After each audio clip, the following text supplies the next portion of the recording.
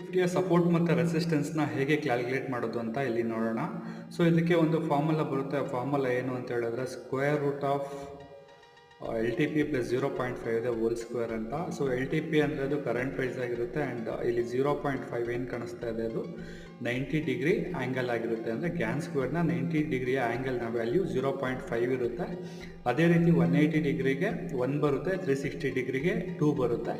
So ಇದನ್ನು ನಾನು next ವೀಡಿಯೋಲಿ ಹೇಳ್ತೀನಿ. ಸೊ ಈ ಫಾರ್ಮುಲಾ ಯೂಸ್ ಮಾಡಿಕೊಂಡು ನಾವು ನೆಕ್ಸ್ಟ್ ಸಪೋರ್ಟ್ ಮತ್ತು ರೆಸಿಸ್ಟೆನ್ಸ್ನ ಫೈಂಡ್ ಮಾಡ್ಬೋದು. ಇನ್ ಕೇಸ್ ಮಾರ್ಕೆಟ್ ಏನಾದರೂ ಈಗ 24,900 ಹತ್ರ ಟ್ರೇಡ್ ಆಗ್ತಾ ಇದ್ರೆ, so L T P value 24,900 plus 0.5 ಇದೆ ಹೋಲ್ ಸ್ಕ್ವೇರ್ ಮಾಡಿದ್ರೆ ನೆಕ್ಸ್ಟ್ ರೆಸಿಸ್ಟೆನ್ಸ್ ವ್ಯಾಲ್ಯೂ ನಮಗೆ 25,058 ಸಿಗುತ್ತೆ. ಅದೇ ರೀತಿ ಸಪೋರ್ಟ್ನ ಫೈಂಡ್ ಮಾಡಬೇಕು ಅಂದರೆ ಜಸ್ಟ್ ಇಲ್ಲಿ ಪ್ಲಸ್ ಇರೋ ಹತ್ರ ನಾವು ಮೈನಸ್ ಹಾಕ್ಕೊಬೇಕಾಗುತ್ತೆ. ಅಂದರೆ square root of L T P minus 0.5 ಇದೆ ಹೋಲ್ ಸ್ಕ್ವೇರ್.